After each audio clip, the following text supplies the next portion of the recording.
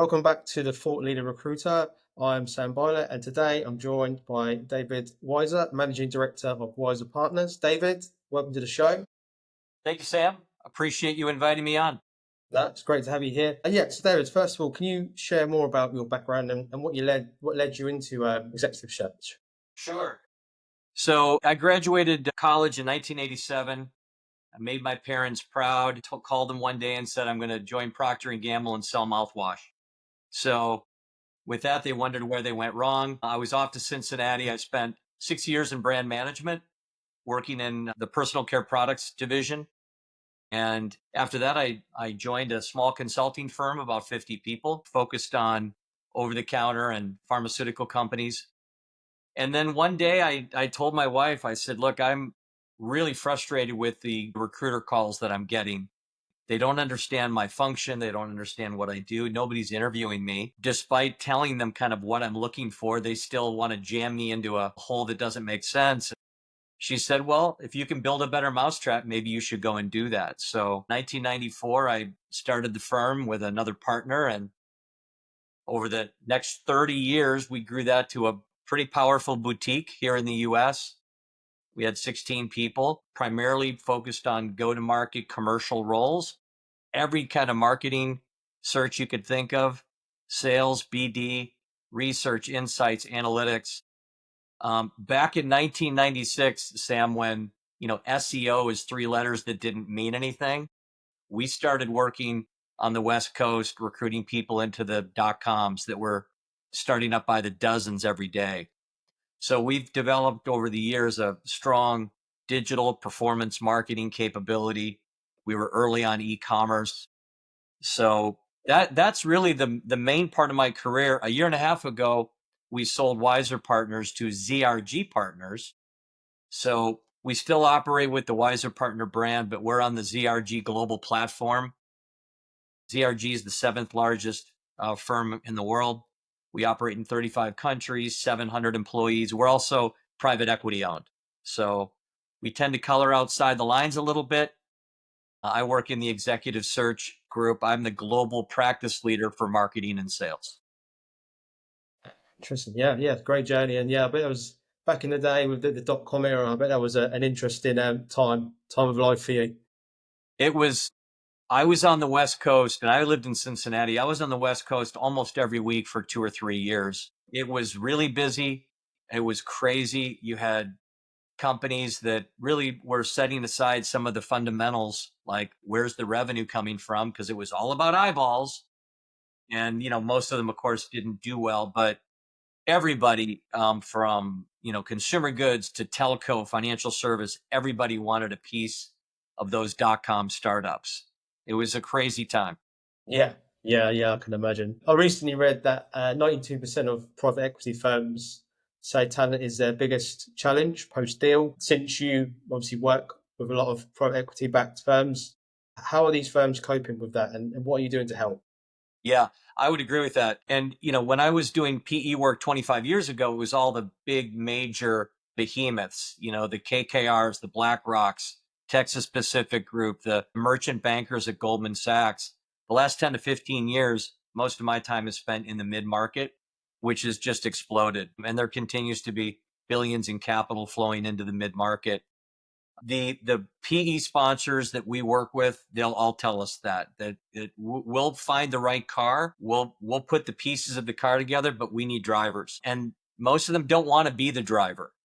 So getting the right talent into that seat is critical. It's a battle out there. One thing that is a trend I've seen though, 10, 12, 15 years ago, particularly in the mid market, the cash compensation that most PE firms were offering to executives was well below market. And even though you had the promise of an exit that might be, 10, 15, 20x what you'd make on public company stock over that time frame, it was such a step backwards in cash that it was hard to get people to make that move. Now it's very different. Now the base and bonus compensation packages are much closer to what you're going to find in public companies or other private companies. So that has helped PE firms and on their behalf, it's helped us attract talent. Interesting. And obviously, being such a competitive market for execs, how are you helping your clients stand out to top tier candidates? Yeah, well, it all starts with just telling the story. Being a rusty old marketing guy, I think hard about who we're targeting and what's the insight around what they're looking for. This is just segmentation, Sam. I mean, every opportunity, as you know, is not going to be for everybody. The key is really isolating and dialing in on those candidates who are going to find this appealing. One of the frameworks that I started using decades ago, most most talent falls into one of three buckets. They either like to build things, they like to optimize things, or they like to fix things. And most jobs have a little bit of all three, but most jobs also have a dominant theme where it really is a build or it really is a turnaround. Or if it's a big company at scale and they're number one or two in the category, it's really going to be more about optimizing. So when we engage with prospects and get to learn about what motivates them, what they're good at, that's one thing I'm listening for. So when I can come back with something saying, hey, you wanted a build opportunity, this is a pretty interesting one. So that's one way we can compete, just by really focusing on what's going to motivate the prospect. Yeah, yeah, interesting. I actually saw another stat recently from McKinsey. Their study found 82% of executives don't trust recruiters to match them with the right roles. What do you think that is? I'm surprised it's only 82%. Really? Well, look, I don't mean to disparage my colleagues, and I'm certainly not perfect every day in what I do. But the reality is, and again, going back to why I got into this business in the first place, I mean, I didn't grow up as a young boy saying, I want to get into the talent solution space one day. I think it's just a transactional industry. You've got pressure from clients who are pounding on you every day, for great delivery. We want great talent. We need them to start last week. There's a lot of pressure. So I think there's a lot of transactional conversations. Candidates get ghosted. Recruiters aren't closing the loop. I understand it. I'm not saying it's acceptable, but I understand it. So again, it's one of the reasons why I got into this. We try not to operate that way. The firm I'm with now is, we kind of see ourselves as the world's largest boutique, where senior MDs like myself, who's been in this 31 years, I'm involved in delivery. I will interview the candidates. I will be on client update calls. It's important to me. So yeah, there should be mistrust out there. And look, the other thing too, I don't mean to disparage the large Shrek firms. I won't name them, but we know who they are. If you look at their incentives internally and how their MDs are compensated, they're really compensated for originating deals and converting contracts. They're not compensated the same way for quality delivery. So they're just behaving the way that they're incentivized. And I understand it. I understand, the model, but that may explain why delivery isn't always what it should be, both from a candidate perspective and a client perspective. Yeah, for sure. And would you say there's a talent shortage, or a company is just not searching in the right places? Oh, there's absolutely a talent shortage. If again, I haven't run a clinical study on this, but anecdotally, I would tell you, if you put 10 resumes on the table and they all look great, if you start picking apart each one technically, functionally. So when I interview, we do case type interviews. You can't fake your way through that. You either know it or you don't. So if you run all 10 of those people through a rigorous case type interview, 5 of them are going to be left standing, meaning I think 5 of them can reasonably excel handling that work.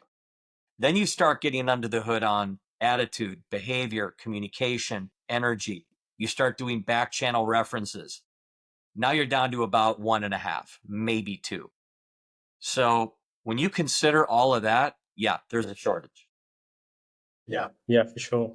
And what's the one mistake you often see companies make when recruiting senior leadership? Yeah, there's a couple of mistakes. I think the key to driving a successful search is, number one, alignment up front, where all the decision makers are in agreement. This is who we're looking for. This is the scope of work that they're going to handle. Here are the KPIs we're going to use to assess their performance. And in terms of where we go to market, these are the types of profiles we're looking at. Too often you get, into interview phase and you find out not all the decision makers on the client side are on the same page. So alignment up front is critical. Urgency. I mean, Sam, that can be a big problem. If If I'm recruiting Sam and I know Sam is an A player, I have to assume that other people are pursuing Sam. So if you don't have urgency, if you don't make it a priority to move the search with pace, you're going to lose people. The last mistake I would say is moving the goalposts, changing the scope of the role, reducing the title, adjusting the compensation. Yeah, I know we said it was remote, but we need them in the office 4 days a week. All those things can be a search killer. So that's what I would say. Most common, those are the things you want to drive: alignment, urgency, and consistency. Yeah, yeah, 100%. And there's something, we hear quite often is that weak employer brands put a lot of pressure on recruiters. What does a strong employer brand look like to you? What does a strong employer brand look like? Yeah, Yeah.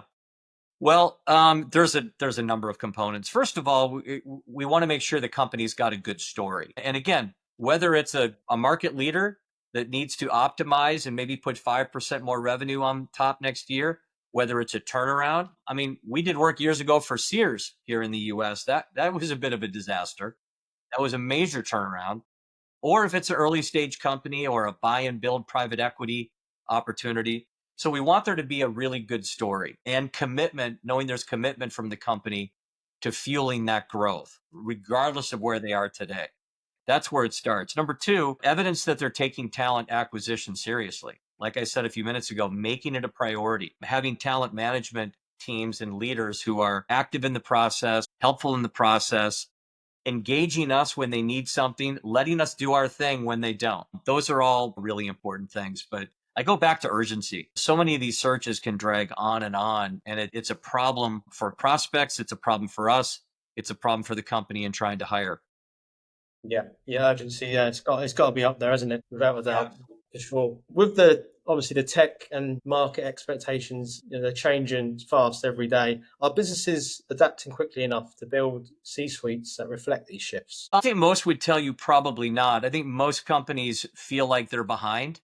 I mean, it's rare for me to hear a CEO talk about, we're out in front. We know everything we need to know. I think everybody, there's a paranoia, right? I mean, two things drive the market: fear and greed. And I think fear drives more CEOs than anything else. So, no, I don't think companies feel like they're on top of it. I mean, everybody's talking about AI now. You can't have a conversation without that popping up. And again, I don't know too many companies who feel like they fully understand the power of AI and how it's going to drive their business. So that's a real hot topic for sure.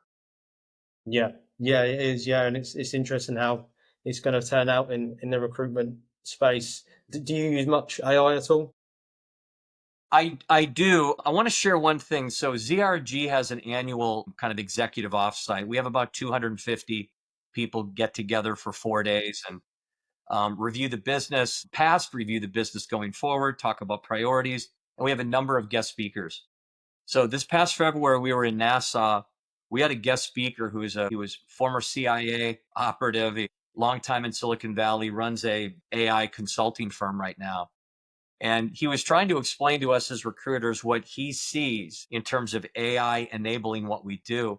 And he put two images on the screen, Sam, and it was really powerful. One was an image of the Terminator, and one was an image of Iron Man. And he said, too many people are worried about the Terminator. He said, that's not going to kill the executive search industry. You need to think about this as Iron Man. A recruiter who wraps himself or herself in AI is going to beat a recruiter who doesn't. And it was just a very simple but powerful way of explaining how we should think about the technology. But we use it for research. I use it to prep for client meetings. If we're doing a pitch call, it really helps make you smart in a hurry on some of the key things that you need to think about. I write pretty good job specs, and our firm had a reputation for writing good job specs. I don't just plug into chat GPT, write me a chief marketing officer spec for Acme. You know what it's like. You got to provide the right input, but we can use it to make our specs sharper, tighter. It's a great editing tool. It's a great tool to build a theme throughout the spec that you want to weave, but may not have the time to fully edit. So yeah, it's getting to be a more and more powerful daily tool for us. Yeah, I think Elon Musk said it, didn't he? He said in the future businesses will adapt to AI or they will disappear, something to them lines. So, it's like, yeah, it's scary stuff, but I think it's also quite exciting where it can go. Well, it's like anything else. You're wasting your time fearing it because it's not going away. So understand it, embrace it, leverage what's positive about it, and that's really all you can do. And I'm no genius on this. I'm kind of learning as we go, but it's 5 years ago. People forget AI was around 5 years ago, and it was at an elementary school level. This expert I referred to said right now the general IQ of the chat GPTs of the world would be, at the college graduate level. And 5 years from now, it's going to be at Albert Einstein levels. So, exponentially, it's going to get more and more powerful. Yeah, yeah, it's crazy stuff. It really is. Blows my mind, some of it, but it is. It's all good though. Yeah, another big debate, obviously, that's been going on for ages is the kind of remote versus in office. How does that affect the kind of at exec level? Yeah, honestly, it's still messy. Until, first of all, at the executive level, more companies are open to the commute, which was a dynamic we saw before COVID. So that hasn't really changed. There's absolutely pressure to get people back in the office. We read about that every week. Mandatory return to office, only to find out that nobody's listening. I know Amazon is struggling with that, trying to get people into the office. I think until more and more companies really push it and force it, there's still too many options for people to work remote or to work hybrid. And look, on a case by case basis, I will make certain recommendations to clients. In some cases, I think being in the office 3, 4 days a week is absolutely the right way to go. In other cases, I understand why you want it that way, but it's going to be really hard for you to acquire that talent. Yeah, sure. Yeah, there's no right or wrong answer there, is there? I think some businesses it works for them, and some it doesn't. Even some individuals don't want to be in at home all day. They want to be in the office. So, there's horses for courses, isn't it? Really? Well, look, during COVID, with the exception of the industries that just took a pounding because we were all locked in our homes, during COVID, a lot of companies proved that they can be very effective working remotely. Not everybody, but many of them prove that out. So I think the reality is there's a lot of CEOs where it's kind of an ego thing. They just want to see all the minions inside the castle walls every day. There's this paranoia that we're, somehow out, wasting time and not at work, and or we've got a side hustle that we're spending. I don't think that's the case. So I don't know. We'll see what happens, but I think it's going to take a while for the dust to settle on this. Yeah. I mean, a lot of that comes down to trust as well, isn't it? Like, Absolutely. that's a big factor in it. I just think companies now, businesses, they need to be a bit more flexible for sure. But yeah, I think the hybrid model probably suits most companies anyway. So Yeah. yeah, Also, one other point I would make, Sam, is I know there's a I know this is frustrating to a lot of companies and it's frustrating to a lot of recruiters when you talk to a candidate who, kind of draws the line in the sand in terms of what they're willing to do. I don't get upset about it. I mean, we all make choices, right? Whether it's a choice on how I want to work or a choice on the title I'll accept or the compensation I'll accept or the type of company I want to work for. Every prospect makes choices. And it's always been that way. yeah, So I just pivot and move on to somebody who's going to make different choices. yeah, for sure, for sure. And yeah, just want to touch on candidates for a minute. If someone is struggling to land a serious interview, what's usually the first thing they should fix? Is it resume, visibility, or something else you'd say? Well, first of all, the resume is important. LinkedIn profile is important. I think it's important that those two match, by the way. I can't tell you the number of times where I'm looking at a resume, seeing the LinkedIn profile first. I'm like, Yeah, am I talking to the same it's the person? same person. Yeah, So, look, I know LinkedIn shouldn't be a resume. It should give the viewer an opportunity to make an assessment based on where you've worked, in my opinion, positions you've held, tenure. When I look at a resume, that's what I'm looking for. I'm looking for quality companies, I'm looking for tenure, and I'm looking for promotion. Somebody must have sent a memo around years ago saying, hey, you don't even need to show the first 10 years of your experience. Now, I understand ageism is a concern. I get it, right? I just turned 60 2 months ago, and I hope that companies don't feel like recruiters are washed up when they hit 60. So I understand the concern, but I want to understand someone's complete record. So before we present a prospect to a client, we ask them, am I seeing every company you've worked for? Am I seeing every title you've held? That's what I want to see. So yeah, I think LinkedIn profile is critical, resume is critical. I think the biggest challenge is it's a competitive market. Talent management people are overwhelmed. Let's face it, going inbound with an email is likely to end up in a black hole. You really have to work your warm network. You've got to figure out who you know who knows somebody who you want to know. People have followed that strategy for forever. And I think there's no more important time to do that than right now. So it's hard. And even though you've got a friend or a colleague who says they're willing to help, I mean, their day is busy. They've got a lot of priorities, but you really have to press that warm network and try to get the warm introduction. Yeah, sure. Getting your foot in the door is quite crucial. I think LinkedIn plays quite an important part in that because you can connect with anyone on LinkedIn. You could send a voice note or do something creative just to kind of get your name in there, just so they remember you. Perhaps it's quite a powerful tool now, LinkedIn. I think. Absolutely. Hey, when I started recruiting in 1996, Al Gore hadn't invented the internet yet, and all we had was phone, and it was a very, very different game. And back then, it mattered what your Rolodex looked like, right? Because companies didn't know where people were, who to call. It's not about the Rolodex anymore. To your point, it's about, again, having the right story, targeting. People are just generally spending a lot more time on LinkedIn and thinking about their career and entertaining other options because, again, 30 years ago, you might get a few phone calls a year. Now you're getting hit up by recruiters, multiple times a day. So I know it's a lot to manage from a candidate standpoint. Yeah, absolutely, for sure.